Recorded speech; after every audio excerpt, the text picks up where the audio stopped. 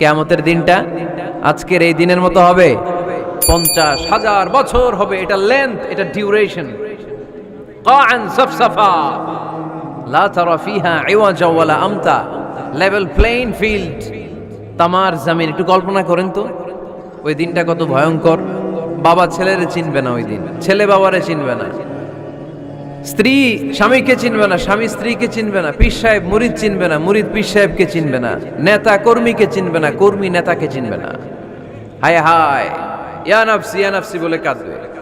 সূর্যটা মাথার কাছে চলে আসবে, সূর্যের তাপে মাথার মগজগুলো গলে গলে নাকের ছিদ্র আর কানের ছিদ্র দিয়ে টপ টপ করে বেয়ে বেয়ে পড়বে। তৃষ্ণায় মানুষগুলো পাগল পাড়া, জিহ্বাটা বের হয়ে নাভি পর্যন্ত ঝুলতে থাকবে। সেদিন সবাই পাগলের মতো ছুটতে থাকবে, কোনো ছায়া নাই আল্লাহর আরশের ছায়া ছাড়া। আল্লাহর হাবিব বললেন 7 শ্রেণীর ব্যক্তিকে আল্লাহ তাআলা আরশের নিচে ছায়া দিবেন। এর মধ্যে 1 শ্রেণীর ব্যক্তি রাজুলুন কলবুহু মুআল্লাকুন বিল মাসাজিদ, ওই ব্যক্তি যার হৃদয়টা সবসময় আল্লাহর মসজিদের সাথে লেগে থাকে। মসজিদের সাথে যার হৃদয় লেগে থাকে তাকে আরশের নিচে ছায়া দিবে কে? আজকের আলোচনার বিষয় মসজিদ। আলোচনার বিষয় সবাই বলেন, আরো জোরে বলেন। মসজিদের সাথে সম্পর্ক রাখার দরকার আছে না নাই? কাজী নজরুল ইসলাম খুব সুন্দর করে বলেছেন, মসজিদেরই পাশে আমায় কবর দিও ভাই, ঠিক কিনা? মসজিদেরই পাশে আমায় কবর দিও ভাই, যেন গোরে হতে মুয়াজ্জিনের আযান শুনতে পাই। আমার গোরের পাশে দিয়ে ভাই নামাজিরা যাবে, পবিত্র সেই পায়ের ধ্বনি এ বান্দা শুনতে পাবে। গোরা যাব হতে গুনাহগার পাইবে রেহাই, মসজিদেরই পাশে আমায় কবর দিও ভাই। কত মানুষ নামাজি ভাই মসজিদাঙ্গিহীনাতে, আল্লাহর নামের জিকির করে লুকিয়ে গভীর রাতে। আমি তাদের সাথে ওই আল্লাহর নাম জপতে চাই, আল্লাহর নাম জপতে চাই। পড়েন সবাই, মসজিদেরই পাশে আমায় কবর দিও ভাই, যেন গোরে হতেও মুয়াজ্জিনের আযান শুনতে পাই। চিল্লায় পড়তে হবে আমিন। কি দরদ ছিল আমাদের জাতীয় কবি কাজী নজরুল ইসলামের, মসজিদের পাশে আল্লাহ তুমি আমার কবর দিও। আল্লাহ এই দোয়াটা কবুল করে নিয়েছে, ঠিক কিনা? ওনার কবরের পাশে মসজিদ আছে না নাই? আছে। এজন্য মসজিদের সাথে সম্পর্ক জুড়ে দেওয়া এটা ইমানদারের আলামত, আর মসজিদকে ঘৃণা করা এটা মুনাফিকের আলামত। এজন্য আমরা যেন আমাদের হৃদয়টাকে মসজিদের সাথে জুড়ে দেই, মসজিদের সাথে যেন সুসম্পর্ক থাকে। মসজিদ সবার, মসজিদ নিয়ে দলাদলি নাই। দলাদলি আছে অনেক জায়গায়, হানাফি মসজিদ, আহলে হাদিস মসজিদ, এরকম আমরা দেখি বা শুনি। এটা ঠিক না। হানাফি মসজিদ বলে কোনো কথা নাই, আহলে হাদিস মসজিদ বলে কোনো কথা নাই। মসজিদ সবার। ছোট্ট খাট্ট বিষয় নিয়ে মসজিদে মারামারি, একজন হাত তোলে আরেকজন তোলে না, কিলাকিলি আছে না নাই? একজন বলে জোরে আমিন, আরেকজন আস্তে আমিন, মারামারি আছে না নাই? এগুলো কি মারামারি করার কোনো বিষয়? কথা বলেন। সালাতে ফরজ আছে, ওয়াজিব আছে, সুন্নাহ আছে। খেয়াল করে বুঝবেন, ফরজ যদি নষ্ট হয় সালাত ভঙ্গ হয়, you have to repeat your সালাহ। ওয়াজিব নষ্ট হলে সালাত ভঙ্গ হয় না, নতুন করে পড়া লাগে না, সেজদায় সাহু দিলেই সালাত আদায় হয়ে যায়। আর সুন্নাহ নষ্ট হলে নামাজ নষ্টও হয় না, নতুন করে পড়াও লাগে না, সৌ সেজদাও লাগে না, নামাজ আদায় হয়ে যায় সুন্নাহ নষ্ট হলে। এই যে হাত তোলা না তোলা এটা সুন্নাহ, আমিন জোরে বলা না বলা এটা কি সুন্নাহ, যেটা কোনো কারণে কেউ না করলেও তার নামাজ কবুল করে নিবে কে? আর এই সব সুন্নত লই আমগো দেশে কিলাকিলি। মৌলভীবাজারে মাশাআল্লাহ এগুলা নাই, এখানেও আছে। এগুলার অবসান ঘটুক, আমরা চাই কি চাই না? আর কত এই ছোটখাটো বিষয় নিয়ে আমরা এই বিভেদের প্রাচীর আর দেয়ালকে উঁচু করব আমাদের মাঝখানে? কবে আমরা ঐক্যের সিন্ডিকেট করব? কবে? আর কবে সাদা মনের মানুষ হব? কবে? আর কত? অনেক হয়েছে, আর না, এবার থামেন। বিভেদের প্রাচীরকে ভেঙে চুড়িয়ে দেন। ঐক্যের এমন সিন্ডিকেট করতে হবে যাতে কোনো অপশক্তি এই ঐক্যকে ভাঙতে না পারে, বানচাল করতে না পারে। চিল্লায় বলেন ঠিক কিনা? এজন্য মিউচুয়াল রেসপেক্টের দরকার, পারস্পরিক শ্রদ্ধাবোধ সব ক্ষেত্রে, রাজনীতিতে, সামাজিক অ্যাক্টিভিটিসে আমাদের আলেম ওলামাদের মধ্যে পারস্পরিক শ্রদ্ধাবোধের দরকার। মিউচুয়াল রেসপেক্ট, কেউ কাউরে রেসপেক্ট করে না। আমি যেটা বুঝছি এটাই সব, বাকি সব হারাম, এরকম বলে না অনেকে? এরকম যেন না করি। তাহলে মসজিদ সবার, মসজিদ আল্লাহর হাবিব সাল্লাল্লাহু আলাইহি ওয়াসাল্লাম খ্রিস্টানদেরকে মসজিদে ঢুকতে দিয়েছেন, আর আমরা মুসলমান ভাইয়ের জন্য মসজিদে তালা ঝুলাই দেই, আছে না নাই? আল্লাহর হাবিব সাল্লাল্লাহু আলাইহি ওয়াসাল্লাম কোথাও গেলেই প্রথমে মসজিদ বানাতেন। কি বানাতেন? মসজিদ বানাতেন। মক্কা থেকে হিজরত করে মদিনায় আসলেন, কোবায় থাকলেন কয়েক সপ্তাহ। কোবা পল্লীতে তিনি মসজিদ বানালেন, মসজিদ কোবা। ওখানে প্রতি শনিবার কেউ যদি ওযু করে ওখানে যে 2 রাকাত নামাজ পড়ে, একটা কবুল উমরার সওয়াব আল্লাহ তাআলা তার আমলনামায় দিয়ে দেয়। মসজিদে কোবা বানালেন। তারপরে মদিনায় এসে মসজিদে নববী বানালেন আল্লাহর হাবিব সাল্লাল্লাহু আলাইহি ওয়াসাল্লাম, মসজিদে নববী। এটা ছিল আল্লাহ রাসূল সাল্লাল্লাহু আলাইহি ওয়াসাল্লামের বৈশিষ্ট্য। কোথাও গেলেই তিনি মসজিদ বানাতেন। মসজিদে নববী, হায় রে, এখন তো কত সুন্দর মসজিদ আমরা দেখি, আমরা যে সালাত পড়ি। আল্লাহর হাবিব সাল্লাল্লাহু আলাইহি সাল্লামের সময় মসজিদে নববী কি এরকম ছিল? কথা বলেন। ফ্লোর ছিল বালুর ফ্লোর। কিসের ফ্লোর? আমাদের মসজিদের ফ্লোর কিসের? টাইলস। আর আল্লাহ রাসূল সাল্লাল্লাহু আলাইহি ওয়াসাল্লামের মসজিদে নববীর ফ্লোর কিসের? কথা বলে না। তো আওয়াজ করে উত্তর দেন না কেন? কষ্ট হচ্ছে? দুপুরে খাইছেন না সবাই? কেন খান নাই কেন? রোজা রাখছিলেন? হ্যাঁ, ফজর বাদে আইছি। আচ্ছা ঠিক আছে, ঠিক আছে। আচ্ছা আচ্ছা, সাউন্ড নাই, কথা শোনা যায় না? তো এটা শুনলা কেমনে? জিজ্ঞেস করলাম কথা শোনা যায় না, কয় না। তো এটা শুনলা কি করে? মানে অল্প শোনা যায়, তাই তো?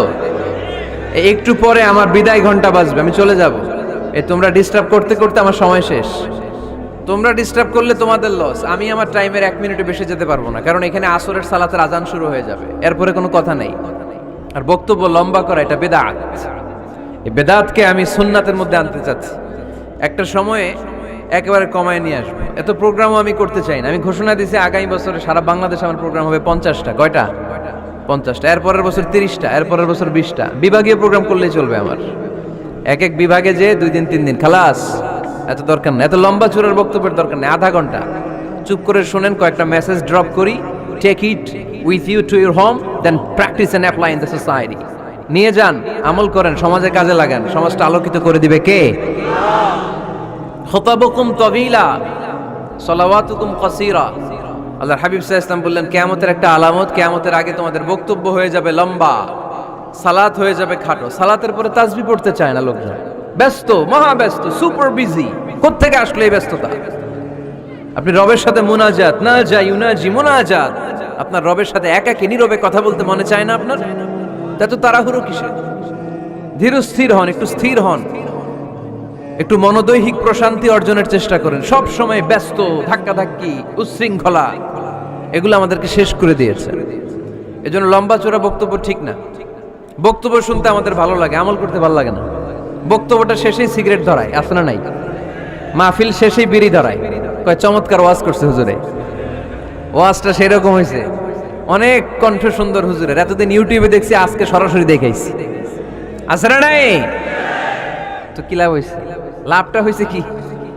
এই যে মাহফিল শেষে বিড়িটা ধরাইলেন আর গেলেন, কোনো লাভ হয় নাই। এগুলো থেকে বেরিয়ে আসতে হবে। বছরের পর বছর আমাদেরকে শিখানো হয়েছে একভাবে, কেউ এই পরিবর্তনের আওয়াজ তোলে নাই। আওয়াজ আপনাকে তুলতে হবে। আওয়াজ তোলার জন্য এত মানুষ লাগে না, আপনি একাই যথেষ্ট। আপনি দাঁড়ান না সামনে, দেখবেন আপনার সামনে কেউ টিকে থাকতে পারবে না, ঠিক কিনা? কিন্তু আপনার শক্ত সিদ্ধান্ত লাগবে, পরিবর্তনের জন্য শক্ত মানসিকতা লাগবে যে আমি পরিবর্তন করতে চাই। We have to change. যুগ জামানা পাল্টে দিতে চাই না অনেকজন, এক মানুষই আনতে পারে জাতির জাগরণ। এক মানুষই বিপদকালে বাঁচায় কাফেলায়, ক্ষুদ্র ডিঙ্গি বাঁচায় জাহাজ অসীম দরিয়ায়। এজন্য আপনার শক্ত সিদ্ধান্ত পারে আপনার মৌলভীবাজারটাকে দেশের শ্রেষ্ঠ জেলা, শ্রেষ্ঠ থানা হিসেবে আল্লাহর কাছে কবুল করতে, ঠিক কি না? এজন্য লম্বা চূড়া আলোচনা ঠিক না, ছোটখাটো অল্প কয়েকটা মেসেজ নিয়ে যেতে পারলেই that's enough. One of the minor sign before the day of judgment, your Islamic lectures will be very longer and your salah 5 times a day will be shorter. কিয়ামতের আগে বক্তব্য লম্বা, নামাজ খাটো, তাসবিহ পড়ে না, ব্যস্ত, মহাব্যস্ত। এই মহাব্যস্ততা ছাড়েন, কোরআন সুন্নাহর দিকে ফিরে আসেন। বরকত দিবে কে? বিশ্বনবীর মসজিদে নববীর ফ্লোর বালুর ফ্লোর ছিল, আমাদের ফ্লোর টাইলস। আল্লাহর হাবিব সাল্লাল্লাহু আলাইহি ওয়াসাল্লামের মসজিদে বালি নিচে, এই বালিতে নামাজ পড়তেন। বৃষ্টি হলে কাদামাটি হয়ে যেত, কাদামাটিতেই সেজদা করতেন। সেজদা করলে কাদার মাটি আল্লাহর হাবিব সাল্লাল্লাহু আলাইহি ওয়াসাল্লামের নাকে আর কপালে লেগে যেত। তিনি সালাম ফিরিয়ে সাহাবাদের দিকে মুখ ফিরিয়ে বসলে দেখতেন প্রতিটা সাহাবীর নাকে আর কপালে কাদার মাটি মিশে আছে। তার মানে প্রিয় নবী সাল্লাল্লাহু আলাইহি ওয়াসাল্লামের মসজিদে নববী ছিল কাঁচা, কিন্তু মুসল্লি ছিল পাকা। আমাদের মসজিদগুলা হয়েছে পাকা, কিন্তু মুসল্লি কাঁচা, ঠিক কি না? ফজরের সালাতে মানুষ নাই। ইমাম সাহেব আছেন কে কে এলাকায়? দেখি ইমাম, মসজিদের ইমাম, মাশাআল্লাহ। আপনাদের এইখানে মসজিদে ফজরের নামাজে কয় কাতার হয়? 5 জন 6 জন? কেনে এত কম? কেনে? হ্যাঁ, আসে না, আসতে চায় না লোকজন। তো এই যে 5-6 জন ফজরের সালাতে, কল্পনা করতে পারেন ফজরের সালাতে এত কম লোক। ফাতেমা মাইক,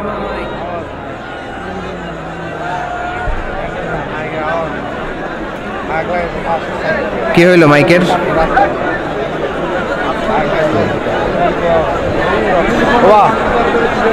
সাউন্ড সিস্টেম সবসময় বলি যে সাউন্ড সিস্টেম দেখে রাখবেন, বাকি প্যান্ডেলের দরকার নেই। ওইটাই বলছি আমি, ওইটাই বলছি সাউন্ড সিস্টেমের কথা। কি সমস্যা হইল? সরকার বাজারের সিস্টেম না, মৌলভীবাজারে ইভেন্ট ম্যানেজমেন্ট থেকে আনতে হয়। ওই যে প্রোগ্রাম যে করে ইভেন্ট তারা করলে কত জানলে কত মোটামুটি হয়েছে। এবার তো হয় নাই।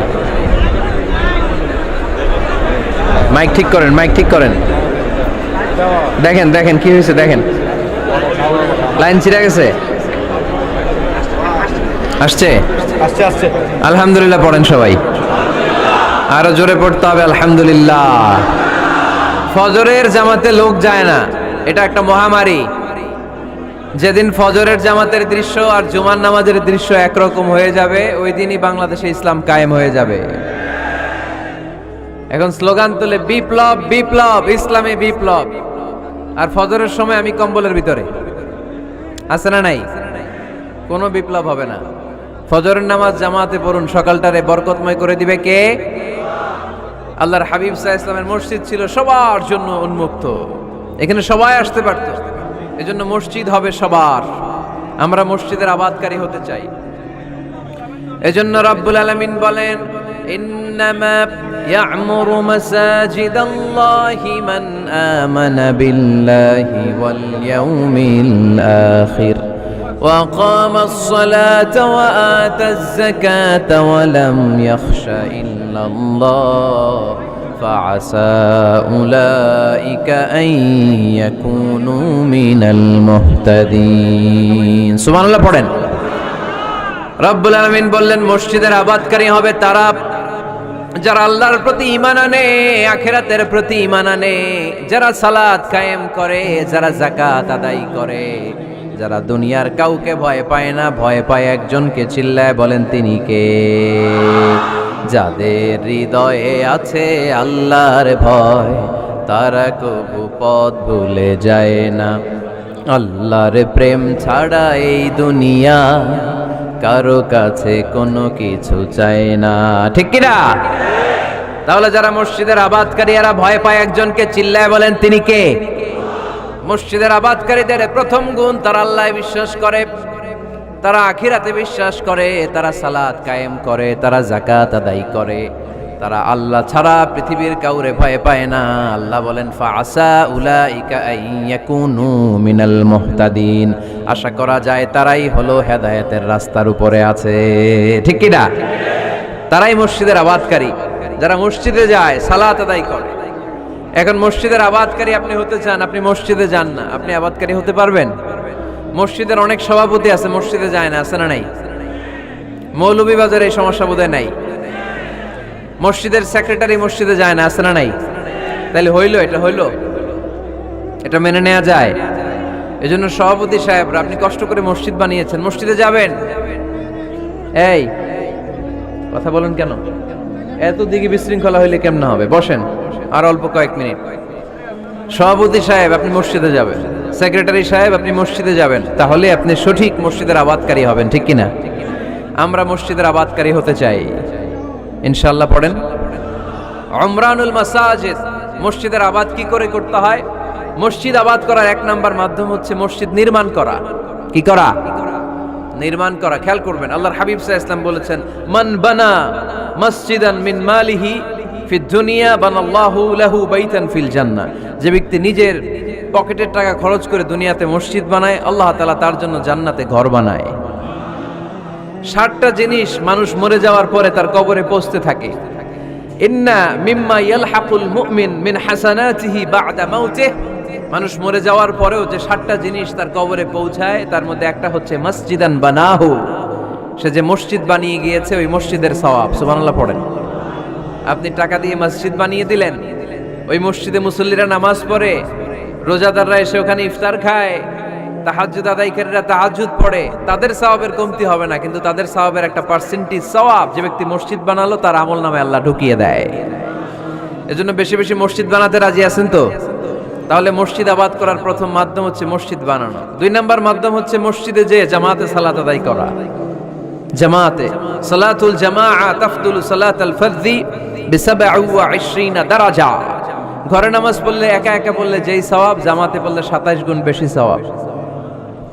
সুবহানাল্লাহ বলতে পারলেন না? হে নামাজি আমার ঘরে নামাজ পড়ো আজ, দিল মে তোমার চরণ তলে হৃদয় যায় নামাজ। হে নামাজি আমার ঘরে নামাজ পড়ো আজ, দিল মে তোমার চরণ তলে হৃদয় যায় নামাজ। পড়েন আল্লাহু আকবার। কি সুন্দর লিখেছেন কাজী নজরুল ইসলাম। মসজিদ কেমন যেন মসজিদ তার নিজের ভাষায় আল্লাহর কাছে কেঁদে কেঁদে ফরিয়াদ জানায়, আল্লাহ নামাজিরা আমার ঘরে আসে না, কি সুন্দর টাইলস, কি সুন্দর মুসল্লা, কি সুন্দর এয়ার কন্ডিশন, সব আছে কিন্তু মুসল্লি নাই। ঠিক কিনা? মসজিদগুলো আল্লাহর কাছে ফরিয়াদ জানায়। এজন্য আমরা যেন মসজিদমুখী হই। কি মুখী? আওয়াজ করে বলতে হবে, কি মুখী? মসজিদমুখী। তাহলে মসজিদ আবাদের 1 নাম্বার পদ্ধতি মসজিদ বানানো। 2 নাম্বার মসজিদে বেশি বেশি যে জামাতে সালাত আদায় করা। 3 নাম্বারে মসজিদের সাথে সম্পর্ক জুড়ে দেওয়া, হৃদয়টা যেন সবসময় মসজিদের সাথে লেগে থাকে। আল্লাহর হাবিব সাল্লাল্লাহু আলাইহি ওয়াসাল্লাম বললেন, সাবআতুন ইউযিল্লুহুমুল্লাহু ফি যিল্লিহি ইয়াওমা লা যিল্লা ইল্লা যিল্লু।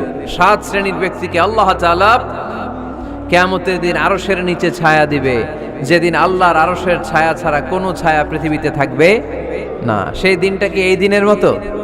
কিয়ামতের দিনটা আজকের এই দিনের মতো হবে? 50,000 বছর হবে। এটা লেন্থ, এটা ডিউরেশন। কাআন সাফসাফা লা তারা ফিহা ইওয়াজা ওয়ালা আমতা। লেভেল প্লেইং ফিল্ড, তামার জমিন। একটু কল্পনা করেন তো ওই দিনটা কত ভয়ঙ্কর। বাবা ছেলেরে চিনবে না ওই দিন, ছেলে বাবারে চিনবে না, স্ত্রী স্বামীকে চিনবে না, স্বামী স্ত্রীকে চিনবে না, পীর সাহেব মুরিদ চিনবে না, মুরিদ পীর সাহেবকে চিনবে না, নেতা কর্মীকে চিনবে না, কর্মী নেতাকে চিনবে না। হায় হায়, ইয়া নাফসি বলে কাঁদবে। সূর্যটা মাথার কাছে চলে আসবে, সূর্যের তাপে মাথার মগজগুলো গলে গলে নাকের ছিদ্র আর কানের ছিদ্র দিয়ে টপ টপ করে বেয়ে বেয়ে পড়বে। তৃষ্ণায় মানুষগুলো পাগল পাড়া, জিহ্বাটা বের হয়ে নাভি পর্যন্ত ঝুলতে থাকবে। সেদিন সবাই পাগলের মতো ছুটতে থাকবে। কোনো ছায়া নাই আল্লাহর আরশের ছায়া ছাড়া। আল্লাহর হাবিব বললেন 7 শ্রেণীর ব্যক্তিকে আল্লাহ তাআলা আরশের নিচে ছায়া দিবেন। এর মধ্যে এক শ্রেণীর ব্যক্তি রাজুলুন কলবুহু মুআল্লাকুন বিল মাসাজিদ, ওই ব্যক্তি যার হৃদয়টা সবসময় আল্লাহর মসজিদের সাথে লেগে থাকে। মসজিদের সাথে যার হৃদয় লেগে থাকে তাকে আরশের নিচে ছায়া দিবে কে? এজন্য মসজিদের সাথে যেন আমাদের হৃদয়গুলো লেগে থাকে। অনেকেই দেখবেন এত ভালো নামাজি, জোহর পরে টেনশন করে আসরটা কই পড়বো, আসর পরে চিন্তা করে মাগরিবের সময় আমি কোথায় থাকবো, মাগরিবের সময় টেনশন, ইস এশাটা হয়ে গেলেই তো শেষ। এরকম লোক আছে না নাই? এদেরকে সেই কঠিন ভয়াবহ দিনে আরশের নিচে ছায়া দিবে কে? তারপরে মসজিদ আমাদের 4 নাম্বার পদ্ধতি, মসজিদকে পরিচ্ছন্ন রাখা, মসজিদকে ঝাড়ু দেয়া। মসজিদকে যারা পরিষ্কার করে তাদের হৃদয়ের যন্ত্রণা দূর করে দেয় কে? সাইয়েদনা ইব্রাহিম আলাইহিস সালাম এবং ইসমাঈল আলাইহিস সালামকে আল্লাহ তাআলা আদেশ করেছেন তাহহিরা বাইতিয়া লিত-তাইফিনা ওয়াল আকিফিনা ওয়ার রুকআইস সুজুদ। হে ইব্রাহিম, ইসমাঈল, বাপ বেটা দুইজন মিলে মসজিদ ঝাড়ু দাও। কি ঝাড়ু দাও? মসজিদেরি ঝাড়ু বড়দার ও কামারে হাত শোনো আমারে মুনাজাত। পড়েন, শোনো শোনো ইয়া ইলাহি আমারে মুনাজাত, শোনো আমারে মুনাজাত। পড়েন আমিন। মসজিদ ঝাড়ু দেওয়া মসজিদ আমাদের অন্তর্ভুক্ত। আপনারা কেউ কোনোদিন মসজিদ ঝাড়ু দিয়েছেন নাকি? কে কে দিয়েছেন দেখি? সবাই সবাই মসজিদের খাদেম? মাশাআল্লাহ। আমিও দিছি মসজিদ ঝাড়ু, অনেক দিছি। মাশাআল্লাহ, আল্লাহ তুমি কবুল করো। যাদের হৃদয়ে বড় জ্বালা, ফ্যামিলিতে সুখ নাই, শান্তি নাই, তারা হৃদয়ে প্রশান্তি আনতে চাইলে এতিমখানায় যাবেন, এতিমের মাথায় হাত বুলিয়ে দিবেন, এতিমের মুখে খাবার তুলে দিবেন। আপনার হৃদয়টারে নরম করে দিবে কে? আল্লাহর ঘর মসজিদে যাবেন, নিজ হাতে মসজিদটারে একটু পরিষ্কার করে দিবেন, আপনার জীবনটারে উজালা করে দিবে কে? তাহলে এগুলো করার মাধ্যমে আমরা মসজিদের আবাদ করতে চাই। আমরা মসজিদের আবাদকারী হতে চাই কি চাই না? আল্লাহর ঘর মসজিদ আবাদ করার মতো শ্রেষ্ঠ কাজ পৃথিবীতে হতে পারে না। এই মসজিদের কিছু আদব আছে, আল্লাহ রাসূল সাল্লাল্লাহু আলাইহি ওয়াসাল্লাম বলেছেন এই আদবগুলো মেনটেন করে যেন আল্লাহর ঘর মসজিদের সাথে আমরা ব্যবহার করি। মসজিদের 1 নম্বর আদব হচ্ছে মসজিদে ওযুর সাথে প্রবেশ করা। কিসের সাথে? ওযু করে পরিচ্ছন্ন হয়ে মসজিদে প্রবেশ করা। এজন্য অপবিত্র অবস্থায় গোসল ফরজ, এরকম অবস্থায় মসজিদে ঢোকা যাবে? কথা বলেন, ঢোকা যায়? যেই নারীদের মাসিক চলতেছে, মেনস্ট্রুয়েশনাল পিরিয়ড চলতেছে, ওই নারীদের পক্ষে মসজিদে ঢোকা জায়েজ আছে? নাই। তাহলে এটা হলো 1 নম্বর আদব। মসজিদে ঢোকার সময় কি করে ঢুকবো? ওযু করে। আওয়াজ করে বলেন, কি করে ঢুকবো? ওযু করে। 2 নম্বর আদব হচ্ছে মসজিদে যাওয়ার সময় সবচেয়ে ভালো জামাটা পরে যাব, সবচেয়ে ভালো পাঞ্জাবিটা পরে যাব। জানতো আপনারা? না সবচেয়ে সিরাটা পরে যান? হ্যাঁ, অনেকের নামাজের জন্য একটা পুরান জামা আছে, সিরা পাড়া, এদিকে হাত উঠালে দিতে দেখা যায়, আছে না নাই? সবচেয়ে সিরা পাড়াটা রাখে নামাজের জন্য, কপাল পোড়া। আর সুন্নাতে খাতনার অনুষ্ঠানে গেলে মাশাআল্লাহ লেহেঙ্গা গায়ে দেয়া যায়, আছে না নাই? না, আপনি ইবাদতের জন্য সবচেয়ে সুন্দর জামাটা রাখবেন। এজন্য রাব্বুল আলামিন বলেন, ইয়া বানি আদম খুযু জিনাতাকুম ইনদা কুল্লি মসজিদ। ও বনি আদম, তুমি যখন আল্লাহর ঘর মসজিদে ঢুকবা, ও বনি আদম, তুমি যখন নামাজের মুসল্লায় দাঁড়াবা, তোমার সবচাইতে দামি, সবচাইতে সুন্দর জামাটা গায়ে দিয়ে তুমি নামাজে দাঁড়াও। ঠিক কি না? তাহলে এখন মসজিদে যাওয়ার সময় কি গায়ে দিয়ে যাবেন বলেন? খিতা করবেন? হ্যাঁ, মাশাআল্লাহ। হ্যাঁ, সবচেয়ে ভালো কাপড়টা আয়রন করে পারফিউম মেখে তারপরে আমরা যাব। রাজি আছেন তো? 3 নম্বর আদব হচ্ছে মসজিদে ঢোকার সময় বাম পা দিয়ে ঢুকতে হয়।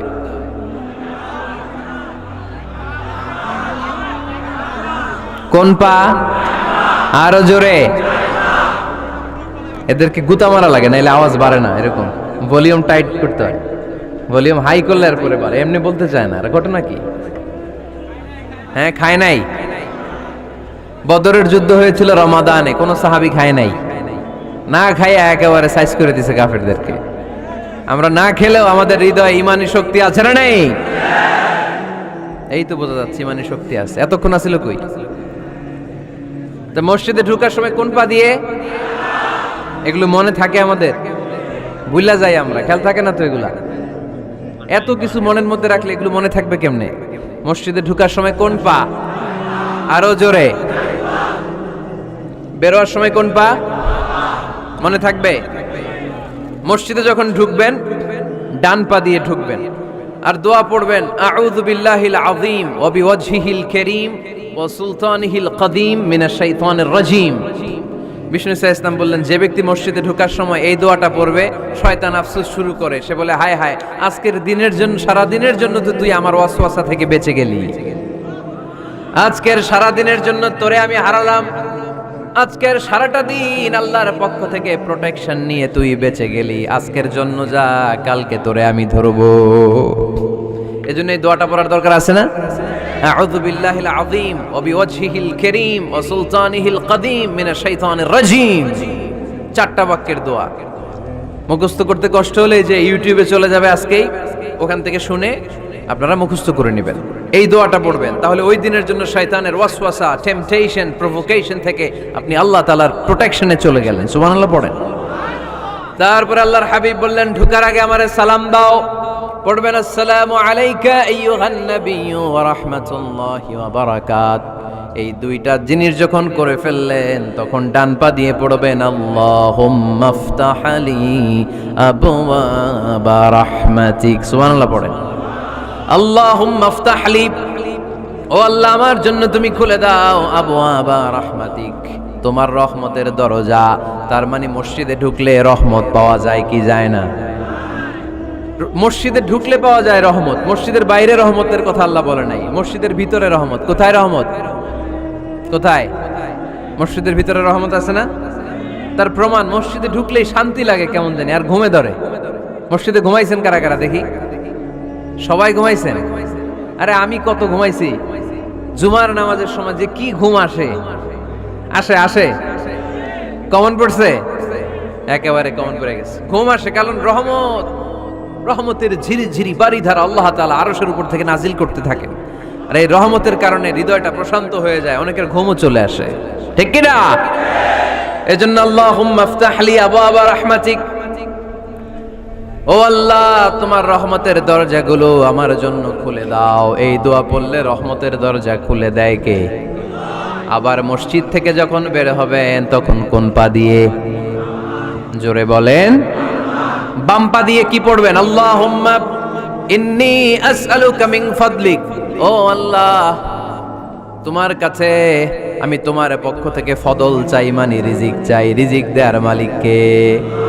তার মানে খুব সোজা সাপটা কথা হচ্ছে, মসজিদের ভিতরে পাওয়া যায় রহমত, আর বাইরে পাওয়া যায় ফদল বা রিজিক। বাইরে পাওয়া যায় কি? রিজিক। মসজিদের ভিতরে রিজিক আছে। তার মানে সারাদিন মসজিদে বসে থাকলে রিজিক মিলবে। নামাজের সময় নামাজ পড়তে হবে, কাজের সময় কাজ করতে হবে। এটাই হচ্ছে ইসলামের বিধান। নামাজের সময় নামাজ, কাজের সময়। আমি প্রশ্ন করব, আওয়াজ করে উত্তর দেন। নামাজের সময়, কাজের সময়, নামাজের সময়, কাজের সময়। এটা মনে থাকবে।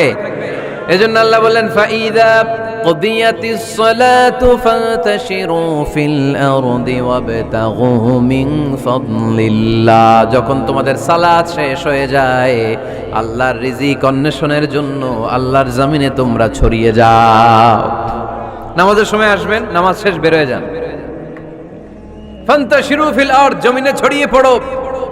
নামাজ শেষ, চেয়ারম্যান সাহেব চলে যাবে ইউনিয়ন পরিষদের ভেতরে, ছাত্ররা চলে যাবে হাই স্কুলে, মেম্বার অফ দ্য পার্লামেন্ট চলে যাবে সংসদে, সেনাবাহিনীর লোকেরা চলে যাবে ক্যান্টনমেন্টে, ব্যবসায়ীরা চলে যাবে তাদের বাজারে, সিএনজি ওয়ালারা সিএনজি নিয়ে ব্যবসা শুরু করবে, রাস্তায় নেমে যাবে, চিল্লায় বলেন ঠিক কিনা? এটাই ইসলামের বিধান।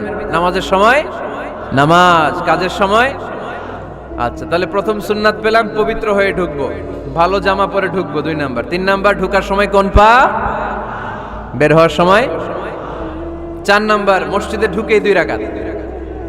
মসজিদে ঢুকে কয় রাকাত পড়েন আপনারা? তাহিয়াতুল মসজিদ। মসজিদে আপনি ওয়েলকাম জানাবেন, ঢুকেই 2 রাকাত পড়বেন, ওযু করলেই 2 রাকাত। আল্লাহর হাবিব সাল্লাল্লাহু আলাইহি ওয়াসাল্লাম মসজিদে নববীতে জুমার খুতবা দিচ্ছেন। খুতবা চলাকালীন সময়ে এক সাহাবী এসে মসজিদের মধ্যে বসে পড়লেন। আল্লাহর হাবিব সাল্লাল্লাহু আলাইহি ওয়াসাল্লাম সাহাবীরে বললেন, দাঁড়াও। সাহাবী দাঁড়ালেন। আল্লাহর নবী জিজ্ঞেস করলেন, কেন বসে পড়লা? 2 রাকাত পড়ছো নাকি? সাহাবী বলে, পড়ি নাই। বিশ্বনবী বললেন, তাহলে তাড়াতাড়ি 2 রাকাত নামাজ পড়ে বসে যাও। সুবহানাল্লাহ পড়ে। 2 রাকাত পড়ো নাই তো পড়ো, দাঁড়াও, তারপরে বসো। দেখেন, খুতবা চলাকালীন সময়ে আমাদের খতিবরা কখনো খুতবা থামায়? কথা বুঝেন নাই?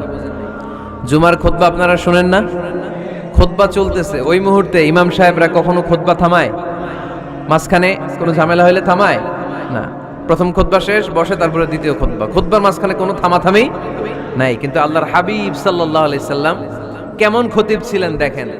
আল্লাহর হাবিব সাল্লাল্লাহু আলাইহি সাল্লামের খুতবা দেওয়ার স্টাইল এন্ড অ্যাটিটিউড এবং আমাদের খুতবা দেওয়ার স্টাইল এন্ড অ্যাটিটিউড, আল্লাহ রাসূল সাল্লাল্লাহু আলাইহি সাল্লামেরটা কত প্রাণবন্ত ছিল। আল্লাহ রাসূল সাল্লাল্লাহু আলাইহি সাল্লাম সোসাইটি ওরিয়েন্টেড একজন পার্সোনালিটি ছিলেন, সমাজের মানুষ কেন্দ্রিক, খুব সামাজিক ছিলেন আল্লাহ রাসূল সাল্লাল্লাহু আলাইহি সাল্লাম। তিনি দেখলেন একজন বসে পড়ছে, উনি খুতবা থামায় দিলেন। জুমার খুতবা থামায় বললেন, এই নামাজ পড়ছো না? পড়ো, 2 রাকাত পড়ো। আবার খুতবা শুরু করলেন। সুবহানাল্লাহ পড়বেন না? একবার তিনি খুতবা দিচ্ছেন, দেখলেন আল্লাহ রাসূল সাল্লাল্লাহু আলাইহি ওয়াসাল্লামের 2 জন নাতি হাসান আর হুসাইন রাদিয়াল্লাহু তাআলা আনহুমা, ছোট্ট মানুষ, কাতারের ভিতরে ঢুকে কোন সাহাবী টুপি টান দেয়, কারো পাগড়ি ধরে টান দেয়, একজন এদিকে দৌড় দেয়, আরেকজন ওদিকে দৌড় দেয়। মসজিদে একটা ডিস্টার্ব হচ্ছে। আল্লাহর হাবিব সাল্লাল্লাহু আলাইহি ওয়াসাল্লাম খুতবা থামিয়ে দিলেন, মিম্বার থেকে নেমে আসলেন, 2 নাতিকে 2 হাতে ধরলেন, ধরে আস্তে করে জান্নাতের এই 2 সর্দারকে নিয়ে মিম্বারের উপরে দাঁড়ালেন। এই হাতে এই নাতি, ওই হাতে আরেক নাতি। এরপর দাঁড়িয়ে দাঁড়িয়ে তিনি বাকি খুতবা দিলেন। পড়েন সুবহানাল্লাহ। কত প্রাণবন্ত খুতবা। উনিও খুতবা দিতেন, আমরাও খুতবা দেই। আল্লাহর হাবিব সাল্লাল্লাহু আলাইহি ওয়াসাল্লাম খুতবা দিচ্ছেন। এক সাহাবী এসে বলল, ইয়া রাসূলুল্লাহ, মদিনায় দুর্ভিক্ষ, বৃষ্টি নাই, আপনি বৃষ্টির দোয়া করেন। রাসূল সাল্লাল্লাহু আলাইহি ওয়াসাল্লাম খুতবা থামায় দিলেন, থামায় দিয়ে দোয়া শুরু করলেন। আল্লাহুম্মা আসকিনা গাইসান মুগীসান মারিআন মুরিআন নাফিআন গায়রা দার আজিলান গায়রা আজিল। আল্লাহ, উপকারী বৃষ্টি দেন, যে বৃষ্টিতে আমাদের ফসল জন্মাবে, সবুজ ঘাস লতা পাতা জন্মাবে, আমাদের গবাদি পশুর রিজিক বাড়বে। এরকম উপকারী বৃষ্টি আমাদেরকে দিয়ে মদিনাটারে ধন্য করে দেন। বৃষ্টি শুরু হলো। জুমাবার বৃষ্টি, শনি রবি সোম মঙ্গল বুধ বৃহস্পতি শুক্র, টানা 7 দিন বৃষ্টি। এবার বৃষ্টির চোটে মদিনায় বন্যা হয়ে গেছে। এতদিনে দুর্ভিক্ষ, এতদিনে কি? এখন বৃষ্টির বরকতের দোয়া করছে, বৃষ্টিতে এবার বন্যা। যেই সাহাবী বৃষ্টির জন্য দোয়া করতে বলেছিলেন, পরের জুমাবারের খুতবার সময় এসে ওই সাহাবী বলেন, ইয়া রাসূলুল্লাহ, আবার খুতবার মাঝখানে, ইয়া রাসূলুল্লাহ, আর বৃষ্টির দরকার নেই, আর দরকার নেই, এবার বৃষ্টি বন্ধের দোয়া করেন। আল্লাহর হাবিব সাল্লাল্লাহু আলাইহি ওয়াসাল্লাম খুতবা থামিয়ে আবার বন্ধের দোয়া, আল্লাহুম্মা হাওয়ালাইনা ওয়ালা আলাইনা। হে আল্লাহ, আমাদের চারিদিকে দেন, মদিনাতে আর বৃষ্টির দরকার নাই। চিল্লায় পড়েন সুবহানাল্লাহ। এজন্য খতিব হবে এরকম প্রাণবন্ত খতিব। সমাজে কি চলে, কি ক্রাইসিস, কি সংকট, ইয়াংরা কোন সমস্যায় ভোগে, আমাদের রাজনৈতিক অঙ্গনে কি সমস্যা, আমাদের অর্থনৈতিক অঙ্গনে কি সমস্যা, আমাদের সামাজিক অঙ্গনে কি সমস্যা, আমাদের পরিবারগুলোর ভেতরে কি ঝামেলা, প্রত্যেকটা কথা মসজিদের মিম্বার থেকে আসার দরকার আছে না নাই? আল্লাহর হাবিব সাল্লাল্লাহু আলাইহি ওয়াসাল্লাম এভাবেই সমাজকে ঠিক করে দিতেন। 2 রাকাত মসজিদে ঢুকে আজকে থেকে আমরা পড়ব। মসজিদে ঢুকলেই কয় রাকাত মনে থাকবে না ভুলে যাবেন? তারপরে আল্লাহর হাবিব সাল্লাল্লাহু আলাইহি ওয়াসাল্লাম বলেছেন, খবরদার কবরের উপর মসজিদ বানিও না। কবরস্থান একদিকে, মসজিদ আর একদিকে। কিন্তু বাংলাদেশে মসজিদের সাথে কবর মিলানো আছে না নাই? ছোট্ট একটা মসজিদ, কিন্তু এত বড় বাবার কবর আছে না নাই? না, এগুলো করবেন না আপনি। আগে হবে মসজিদ, পরে কবরস্থান। যেমন মসজিদে নববী হয়েছে আগে, তারপরে বিশ্বনবীর কবর এখানে আছে না নাই? মসজিদে নববী প্রতিষ্ঠিত হয়েছে আগে, পরে বাকি কবরস্থান আছে না নাই? কিন্তু কোন আল্লাহর ওলির কবরস্থানের উপরে যদি মসজিদ বানান, তার উপর লানাত দিয়েছে কে? লাআনা রাসূলুল্লাহ আলাল ইয়াহুদ ওয়ান নাসারা ইত্তাখাযু কুবুর আমবিয়াইহিম মাসাজিদা। আল্লাহ আল্লাহর রাসূলের লানত ইহুদি নাসারাদের উপর, কারণ ইহুদি আর নাসারাদের একটা খাসলাত, একটা বৈশিষ্ট্য ছিল, তারা তাদের নবীদের কবরের উপরে মসজিদ বানায় ফেলতো। এটা করা যাবে? এজন্য এলাকায় এলাকায় এই ঝামেলা, কবর আর মসজিদ হবে আলাদা। আবার মসজিদের কেবলার দিকে যেন কবরস্থান না হয়, তাহলে শিরক হওয়ার সম্ভাবনা আছে না নাই? খুব সাবধান, আল্লাহ সব মাফ করে কিন্তু শিরক মাফ করে না, ঠিক কি না? শিরক হচ্ছে মহাপাপ, সব পাপের বাপ। এজন্য আমরা সব করলেও শিরকের গুনাহ মুসলমান কখনো করতে পারে এরপর আল্লাহর হাবিব বললেন মসজিদকে পরিষ্কার পরিচ্ছন্ন রাখো, এটাও মসজিদের আদাব। মসজিদে আতর লাগিয়ে দেন, বাখুর জ্বালিয়ে দেন। আপনাদের এই এলাকার মধ্যে তো বাখুরের অভাব নাই, আগরের অভাব নাই, ঠিক কিনা? গতকাল প্রোগ্রাম ছিল কই? সুজানগর, আগরের রাজধানী। আগর চিনেননি আপনারা? হ্যাঁ, এই যে দেহনেল উদ পারফিউম, আপনাদের এই যে মাহতাব সাহেবের আল হারামাইন, এরপরে যে আজমল কোম্পানি, এও আপনাদের এই মৌলভীবাজার এলাকার। এরকম অনেক কোম্পানি আছে দুবাই ভিত্তিক, গোটা বিশ্বে ওনারা ব্র্যান্ডিং করেছে। এগুলোর র ম্যাটেরিয়াল, কাঁচামাল যায় হচ্ছে আপনাদের মৌলভীবাজার থেকে। ছেলের বউ শাশুড়ির ওয়াজ গতকাল করছে, শুনে নিন। শাশুড়ি আর বৌমার কিলাকিলি, গতকালের ওয়াজের বিষয় ছিল কি? শাশুড়ি বৌমার কিলাকিলি কি করে থামাবেন, শুনে নিন। আচ্ছা ঠিক আছে, মুফতি সাহেবদের কাছ থেকে জেনে নেবেন এই প্রশ্ন। আমি উত্তর দিলে আবার কিলাকিলি লেগে যাবে বাংলাদেশ, কিলাকিলির দরকার নাই। সম্মানিত ভাইয়েরা, মসজিদ পরিষ্কার পরিচ্ছন্ন রাখবেন, এই বাখুর জ্বালাবেন, দেহনেল উদ, এই পারফিউম গুলো ছড়িয়ে দিবেন। মসজিদের মধ্যে অনেক মসজিদে দুর্গন্ধ আছে না নাই? এই কার্পেটের মধ্যে ময়লা, পরিষ্কার করেন। আল্লাহর হাবিব সাল্লাল্লাহু আলাইহি ওয়াসাল্লাম বলেছেন, খবরদার।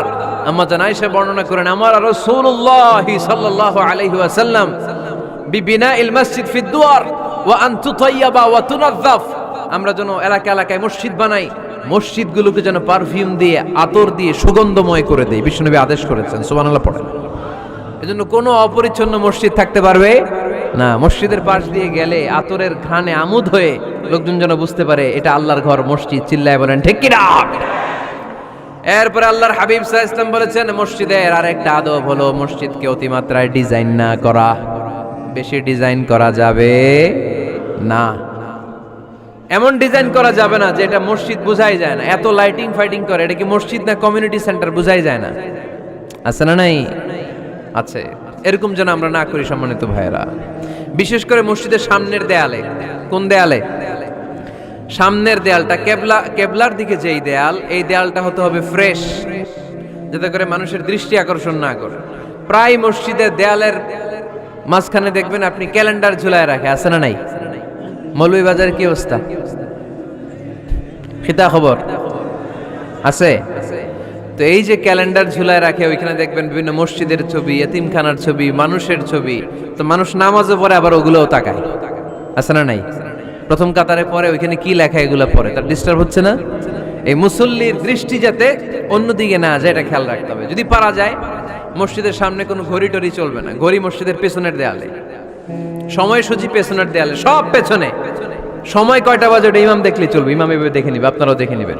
কিন্তু সামনের দেয়ালটা যত সিম্পল করা যায়। আল্লাহর হাবিব সাল্লাল্লাহু আলাইহি ওয়াসাল্লাম নামাজ পড়া অবস্থায় সামনে এমন কিছু রাখতেন না যেটার দ্বারা আল্লাহর হাবিব সাল্লাল্লাহু আলাইহি ওয়াসাল্লামের সালাতে মনোযোগ অন্যদিকে চলে যায়।